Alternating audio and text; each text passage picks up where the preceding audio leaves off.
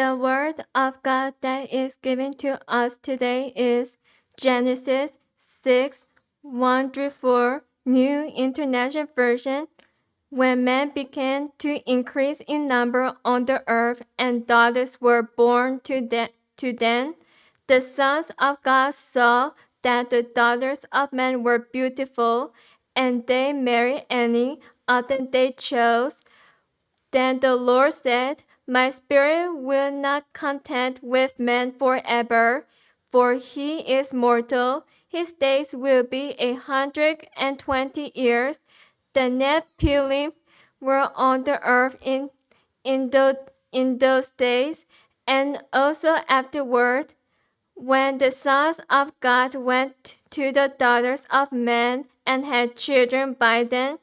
They were the heroes of old, men of renown. It is the word of the living God. Amen.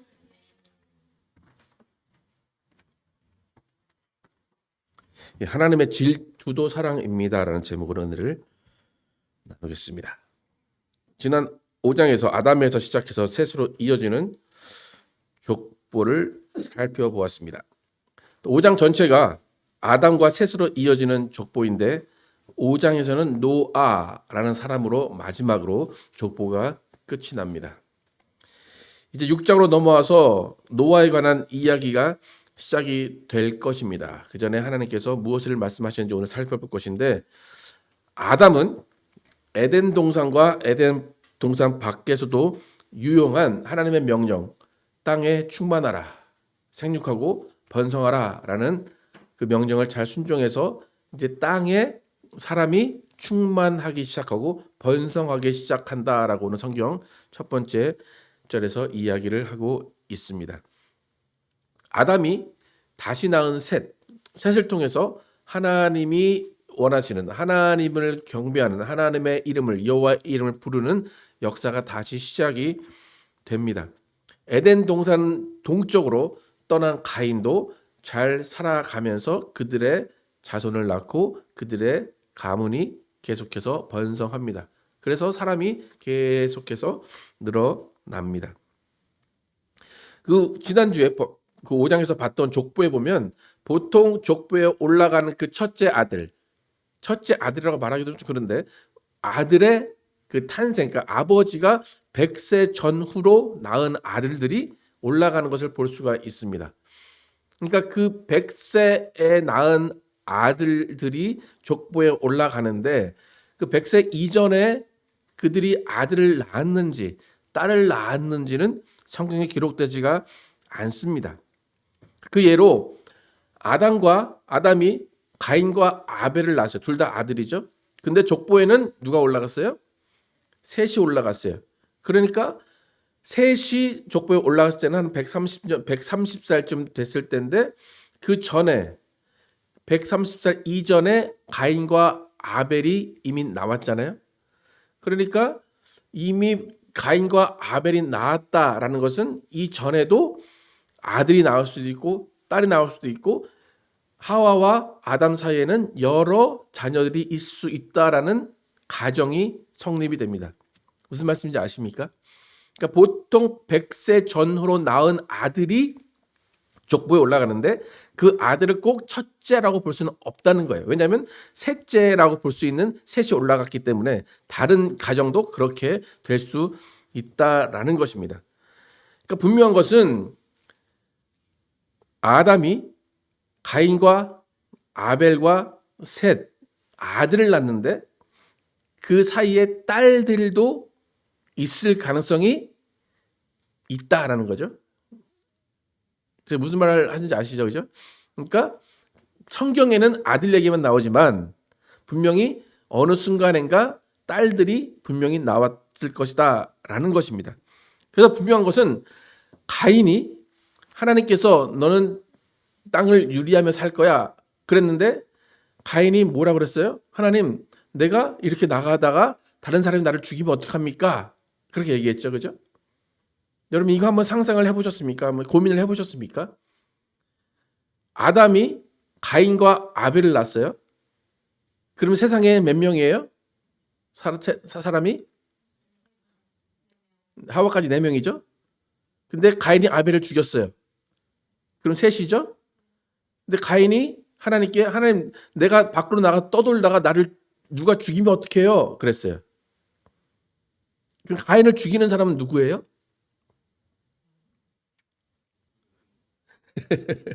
모르겠죠.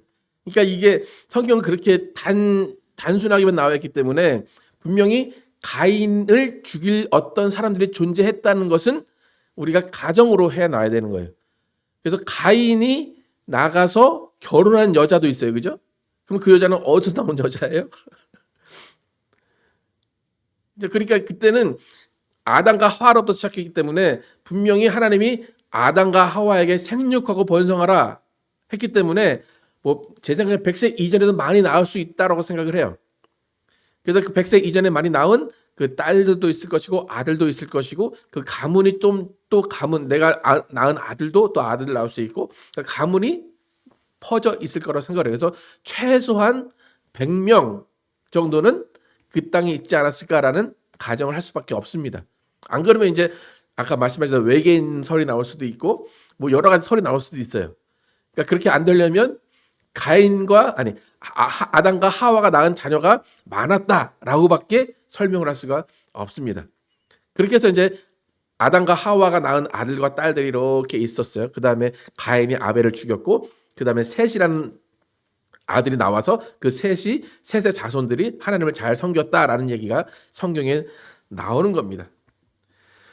그러니까 가인이 떠돌다가 만날 수 있는 사람의 수가 그렇게 있다면 오늘 성경에 하나님의 딸들이 나왔다라고 시작이 되는 하나님의 딸들, 사람의 딸들, 그러니까 사람이 딸들도 많이 낳았다라는 이야기를 오늘 시작하는데 그 가정이 성립이 됩니다. 무슨 말인지 아시겠죠? 말이 잘 안 되는데 오늘 성경 본문 한번 읽어보겠습니다. 1절부터 시작. 사람이 땅 위에 번성하기 시작할 때 그들에게서 딸들이 나니 하나님의 아들들이 사람의 딸들의 아름다움을 보고 자기들이 좋아하는 모든 여자를 아내로 삼는지라. 이전에는 딸에 대한 얘기가 그렇게 많이 나오지 않아요. 누가 자녀를 낳았다. 또 아내를 맞이했다. 그 얘기만 나오는데 여기는 지금 본격적으로 딸들이 나니 라고 시작을 합니다. 사람이 땅 위에 번성하기 시작할 때 그들에게서 딸들이 나니. 근데 중요한 것은 딸들이 낳았으면 그냥 딸이다라고 하면 되는데 2절에 딸이 있어요. 근데 아들은 어떤 아들이에요? 딸은 어떤 딸이에요? 예, 여러분 딸의 입장에서 하나님의 딸이 되는 게 좋아요? 사람의 딸이 되는 게 좋아요? 근데 성경은 딸은 뭐래요? 예, 그러면 저는 지금 뭐 하고 있는 겁니까? 성차별. 그죠? 성경은 그거를 이야기하는 것은 아닙니다. 그러니까 창세기가 우리에게 이해할 수 없는 일들을 많이 알려줍니다. 신비로운 일이고 뭐 지구가 창조가 되고 여러 홍수가 나는 뭐 그런 얘기들도 많이 있습니다. 그래서 성경이라는 책이 초현실적인 일들을 많이 이야기하는데 그 이야기는 영으로 이해해라. 영적인 일들이 있다. 영의 세계가 있다라는 것을 알려주기 위한 거예요. 그러니까 창세기라는 책 자체가 모세라는 사람이 썼어요. 모세는 오늘 딱 태어났어요. 근데 오늘 태어난 사람이 몇만 년 전의 일을 기록한 거예요. 그럼 모세는 그 일을 알고 쓴 건가요? 모르고 쓴 건가요? 모르고 쓴 거예요. 안 보고 쓴 거예요. 근데 왜 썼죠? 어떻게 썼죠? 하나님이 보여주시고 하나님이 이렇게 기록해라 라는 것을 그냥 기록했을 뿐이에요. 그러니까 모세도 보지 못한 것, 확인하지 못한 일을 쓴 거예요. 그러니까 창세기는 우리는 믿을 수밖에 없어요. 창세기를 누가 증명해라, 과학적으로 증명해내라 라고 하면 할 수 없는 일이에요. 우리는 그냥 믿고 보는 겁니다. 여러분의 할아버지 보셨죠? 그죠? 할머니, 할아버지 살아 계셨죠? 그죠? 증조 할아버지 보셨나요? 네, 계셨어요? 어떻게 알아요? 그죠? 기록 보고 알죠? 그 전에 또 할아버지 다 있죠? 그러니까 우리는 창세기가 호적이나 마찬가지인 거예요. 그렇게 보고 아는 거예요. 그렇게 보고 믿는 거예요. 의심할 필요가 없이 그렇게 기록이 되어 있구나. 그런 것을 알고 기록으로 믿는 겁니다. 분명히 성경은 과거의 일이지만 유대인들의 기록에 남아있는 일이고 유대인들이 믿고 있는 일이에요. 오늘 성경이 분명히 사람이 번성하기 시작했다라고 이야기합니다. 그런데 갑자기 사람의 딸, 하나님의 아들 구별이 돼서 나옵니다. 이 구절들도 여러 가지 신학적인 의견이 많이 달라집니다. 왜냐하면 하나님의 아들이 누구냐 도대체, 사람의 딸이 누구냐라고 신학적으로 많이 구별이 되는데 저는 신학적인 얘기를 하려고 하는 것이 아니라 그냥 표면적으로 우리가 이해할 수 있게 설명을 해드릴게요. 여러분 기독교의 입장에서 이건 순전히 기독교의 입장이에요. 기독교의 입장에서 우리가 지금도 하나님을 믿는 가정이 있다라고 하고 하나님을 믿지 않는 가정이 있다 그렇게 얘기하죠. 그리고 교회에서 예수 안 믿는 사람을 지칭할 때 뭐라 그래요? 그렇죠. 세상 사람이라고 그러죠. 그럼 우리는 어디 사람이에요? 네. 우리는 세상에 안 산다고 보는 거예요. 그죠? 구별됐다고 보는 거예요. 하나님의 사랑, 세상 사람. 그리고 오빠 중에 교회 오빠가 있고 절오빠. 여러분 절오빠 들어보세요. 절오빠? 절오빠는 없잖아요. 그죠? 교회 오빠, 교회 안 다니는 오빠. 그렇게 있습니다.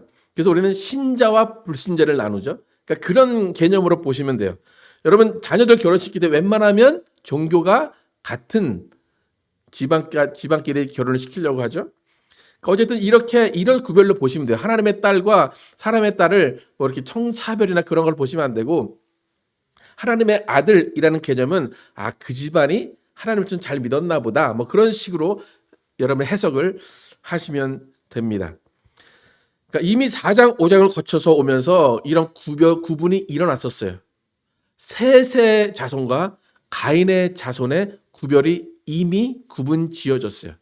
셋의 자손들은 여호와 이름을 부르기 시작했다라고 하면서 쭉쭉 내려오면서 지난주를 통해서 하나님께서 그들을 어떻게 구별하시고 어떻게 의롭다 하셨는지 우리가 살펴봤습니다.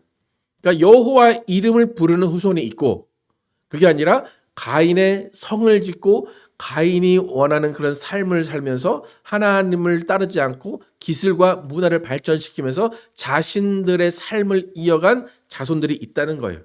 그러니까 그렇게 이해하는 게 제일 쉽습니다. 그냥. 다른 여러 가지 많이 있지만 제가 설명을 안 해드리는 것이 오히려 여러분에게 도움이 됩니다. 그러니까 좀 더 자세한 비유를 들면 지금 시대에도 메노나이트 아시나요? 메노나이트? 아니면 그 오트밀 파는 그 공동체 있죠? 퀘이커 교도라고 하는 그 교도들은 지금도 자동차를 타지 않고 전기를 쓰지 않고 삽니다. 근데 신기한 건 전기는 안 쓰는데 태양열을 쓰더라고요. 어쨌든 그 퀘이커 교도들은 문명을 거부하고 옛날의 삶을 추구하면서 공동체 생활을 하고 있습니다. 일반 사람들이 볼 때는 구식이죠. 불편하죠. 예를 들어서 퀘이커 교도의 시골 청년이 있어요. 시골 청년이 아들이에요. 그곳에만 생활하다가 한번 도시에 방문했어요. 방문했는데 여자분들이 너무 아름다운 거예요. 짧은 치마도 입고 되게 화장도 잘하고 되게 화려한 거예요. 그걸 보고 이제 충격을 받았어요. 그리고 다시 자기 마을로 퀘이커 교도 마을로 돌아왔어요. 근데 자기 마을에 있는 여성들을 보니까 참 한심하기 짝이 없게 보셨어요, 여러분? 그분들 옷 보셨어요? 치마 이렇게 쫙 퍼지는 치마 입고 머리 쫙 쪽매고 이렇게 모자 쓰고 그러고 다니시잖아요. 그러니까 또 퀘이커 교도 그 청년이 내가 있을 것은 여기가 아니야. 그리고 고민하다가 예배를 드릴 때도 그 여성분들이 생각나고 결국에는 나 결심했어. 그리고 이제 퀘이커 교도를 떠나서 도시로 가서 그 여성들을 만나러 가는 그런 스토리가 있다고 생각을 해보면 창세기가 딱 그런 거예요. 그러니까 하나님의 아들이 사람의 딸들의 아름다움을 보고 그들에게 가서 장가들었다. 그것을 여러분 제가 말씀드린 이 퀘이커 교도 그 시골 청년이 그렇게 했다라고 이해를 하시면 됩니다. 이해가시나요 이제? 예, 충분히 이해 갔죠. 더 이상 설명 안 해도 되죠. 예. 이렇게 하나님의 아들들이란 표현은 하나님을 조금 더 잘 섬겼던 사람들, 하지만 사람의 딸들은 하나님을 섬기지 않은 딸들이라고 보시면 되는데, 하나님은 그들을 보시고 하나님의 아들들이 사람의 딸들에게 가서 결혼하는 것을 보시고 안타까워하시고, 그들을 안타까워하시는 그 사랑의 마음으로 질투스러운 말씀을 오늘 하십니다. 3절 함께 읽어보겠습니다. 시작. 여호와께서 이르시되 나의 영이 영원히 사람과 함께하지 아니하리니 이는 그들이 육신이 됨이라. 그러나 그들의 날은 120년이 되리라 하시니라. 하나님께서 나의 영이 영원히 사람과 함께하지 않을 거야. 그들은 육신이 됐어. 그러나 그들의 날은 120년이 될 것이야 라고 하신 거예요. 여러분, 사람이 죽는 것은 이미 정한 거예요. 하나님께서 정령 죽으리라 하셨기 때문에 사람은 죽습니다. 에덴 동산에서 나온 아담이 하나님이 정령 죽으리라 하셨는데 930년을 살았어요. 거의 1000년 가까이 살았다는 것은 하나님이 죽으리라 해놓고 안 죽게 하신 거예요. 1000년 동안. 그죠? 여러분, 자식 미워서 여러분, 아유, 나 자식 안 볼란다. 그러신 분들 있죠. 그죠? 근데 그 다음날 보면 밥 해주고 있어요.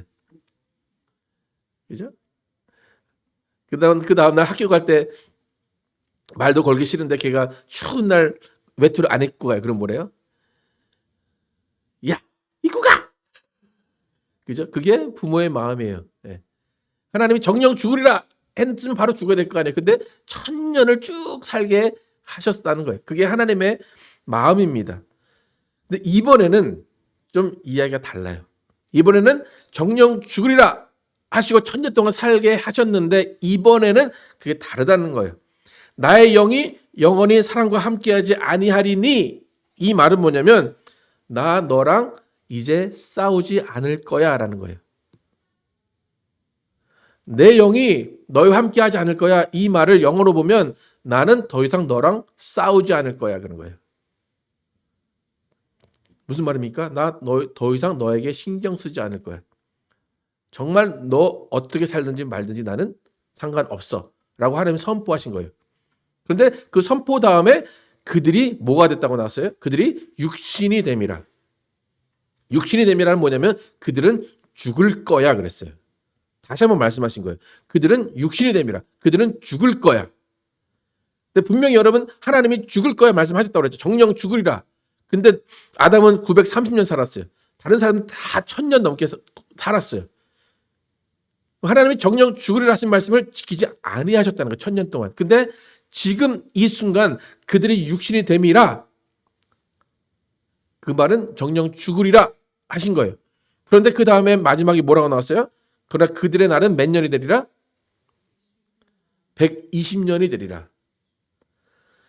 이 말씀 하기 전에 모든 사람이 900년, 1000년을 살았어요. 근데 신기하게도 이 다음부터 사람은 120년을 넘기지 못합니다. 그러니까 이 말이 두 가지로 해석이 되는데, 하나님이 이 말을 선포하시고 120년 정도 후에 노아의 홍수가 시작이 됩니다. 그래서 지금 이 말을 들은 모든 사람, 그리고 이 말을 듣는 순간 태어난 사람은 모두가 120년까지밖에 못 살아요. 그러니까 신기하게도 하나님이 이 말씀을 하시면서 사람의 인생이, 죽는 인생이 120년으로 정해져 있습니다. 그래서 너희는 육신이 됨이라. 너희 날은 120년이다. 라는 것은 하나님이 이전에 정령 죽으리라 선포하셨던 그 선포가 계속 집행이 안 되고 있다가 하나님께서 딱 이 순간에 집행을 하신 거예요. 여러분, 사형을 선고받습니다. 오늘 그 감옥에는 죄수가 사형을 선포받는데, 사형 선포받아도 50년 동안 사형을 집행하지 않으면 그 사람은 50년 동안 살아있는 거예요. 그러니까 하나님이 정령 죽으리라 하셔놓고 집행을 안 하시다가 지금 이 순간 집행을 하신 거예요. 120년 후에는 이 땅에 아무도 없을 거야. 그 다음에는 사람이 태어나면 120년을 넘기지 못하게 됩니다. 그러니까 여러분, 하나님이 여러분과 싸우는 게 좋아요? 안 싸우는 게 좋아요? 네. 여러분, 아이들은 엄마가 귀찮게 하지 않는 게 좋겠죠? 근데 엄마는 아이들을 귀찮게 하는 게 사랑입니다. 그죠? 저 맨날 이제 아침에 엄마한테 깨우지 마 그랬어요. 근데 하루 정말 안 깨우더라고요. 그러면 학교 가서 지각해서 선생님들 맞고 막 그랬어요. 그때는. 그러니까 깨우는 게 좋은 거예요? 아니에요? 좋은 거죠. 부모는 아이들이 계속 불만을 해도 계속 깨워주고 계속 밥 먹여주고 계속 챙기는 게 부모의 마음입니다. 하나님의 마음을 오늘 이 성경을 통해서 한번 생각해 보시기 바랍니다. 하나님은 질투하시는 하나님이에요. 여러분, 질투도 사랑이다 라는 말 아시죠? 그죠? 싸움도 애정이 있어야 싸운다. 인정하십니까? 출애굽기 34장 14절 함께 보겠습니다. 시작. 출애굽기 34장 14절 시작. 너는 다른 신에게 절하지 말라. 여호와는 질투라. 이름하는 질투의 하나님이니라. 하나님이 직접 말씀하신 거예요. 나는 질투의 하나님이야. 다른 신에게 절하는 걸 보면 하나님이 질투하신다는 거예요. 단순히 미워하는 게 아니에요. 사랑하기 때문에 질투하는 거예요. 이것을 다른 표현으로, 지금의 표현으로 말하면 지금은 맘몬이라는 신이 있습니다. 물질을 섬기고 세상의 화려함을 섬기고 세상의 가치를 따라가는 자들, 세상에 한눈 파는 자들, 그 모습에 하나님은 질투하십니다. 오늘 성경에 하나님의 아들들이 사람에게 딸들에게 가는 그 모습을 하나님이 질투하신 거예요. 그 모습이 너무 보기 싫으신 것입니다. 우리는 하나님의 부르심을 받고 하나님에게로 들어왔습니다. 근데 하나님에게 들어왔더니 하나님이 부르신 곳이 너무나 힘들어요.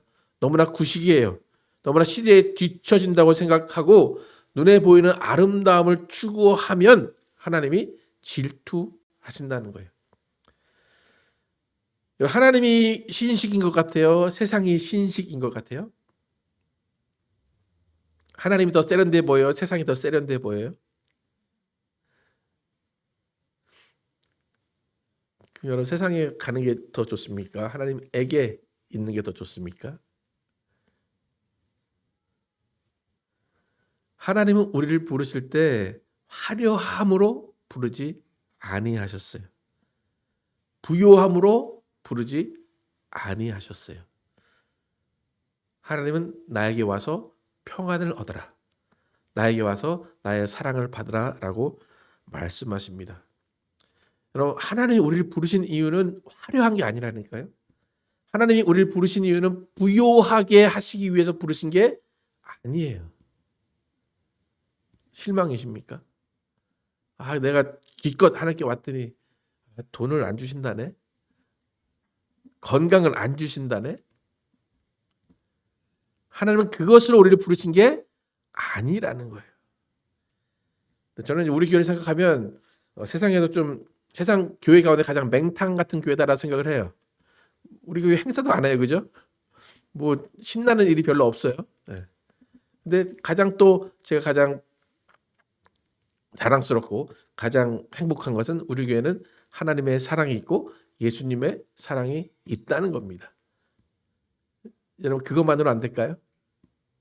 뭐 딴 게 더 필요하세요? 행사할까요? 네. 우리에게 필요한 건 뭐예요? 하나님의 사랑이고 하나님의 행복이에요. 화려하지 않아도, 부유하지 않아도, 뭐 무명이어도 우리는 하나님 안에 있는 것 하나로 행복한 사람들이 되어야 됩니다. 우리는 찬양에 이렇게 찬양합니다. 주 예수보다 더 귀한 것 없네. 이 세상 부귀와 바꿀 수 없네. 세상 즐거움 다 버리고 세상 자랑 다 버렸네. 찬양은 이렇게 하는데 과연 정말 그런가? 다시 한번 생각을 해봐야 됩니다. 여러분, 하나님의 질투가 무엇인지를 생각해 보시기 바랍니다. 하나님과 교제하고 하나님을 섬긴다고 하면서 다른 것을 쳐다보고 다른 것이 재밌다라고 생각하고 있으면 하나님은 질투하신다는 것입니다. 여러분, 교회 왔으면 뭐 해야 돼요? 예수 믿어야 돼요. 다른 게 필요 있어요? 예수도 믿고 어떤 게 필요해요? 예수만 믿으시면 됩니다. 목사가 설교해요. 무슨 설교만 하면 돼요? 예수 설교만 하면 돼요. 그러니까 저는 정치 얘기, 경제 얘기 안 하잖아요. 그죠? 예수 설교만 하면 돼요. 네. 여러분, 우리에게 주어진 날은 120년입니다. 그날을 다 채우고 가는 사람이 드뭅니다. 여러분, 얼마나 인생에 남으셨는지 모르겠는데 그 인생 동안에 하나님과 함께 행복하게 교제하시고 하나님 안에서 평안하시고 하나님 안에서 만족하시기를 축복합니다. 우린 예수 만난 사람들입니다. 예수 만나서 행복하십니까? 예수 만나서 더 바랄 것이 없습니까? 예수 만나서 모든 것들이 내 안에서 만족해져야 됩니다. 우리에게 주어진 인생, 하나님을 사랑하고 이웃을 사랑하라고 부르신 인생입니다. 그 인생 가운데 하나님께서 우리에게 약속하신 천국이 또 있을 것이고 그 천국 갈 때까지 얼마 안 남았습니다. 나는 나이가 너무 많어. 그러면 더 부러운 거예요. 왜요? 천국 갈 날이 가까워졌으니까 얼마나 좋아요. 저 빨리 가고 싶은데 저는 10대 때부터 가고 싶었는데 아직 못 가고 있어요. 네. 그래서 여러분, 하나님 안에 들어왔다라는 것 행복하게 생각하시고 예수만 섬기며 하나님과 교제하며 하나님 안에서 행복하고 평안한 삶을 살아가시는 여러분과 제가 되기를 예수의 이름으로 축복합니다. 찬양하실 때 오늘 저희 교회에서 처음 부르는 찬양인데 하나님께서 우리에게 무엇을 원하시는지 함께 찬양하면서 제가 크게 부를 테니까 함께 찬양하시고 찬양하시면서 찬양하겠습니다.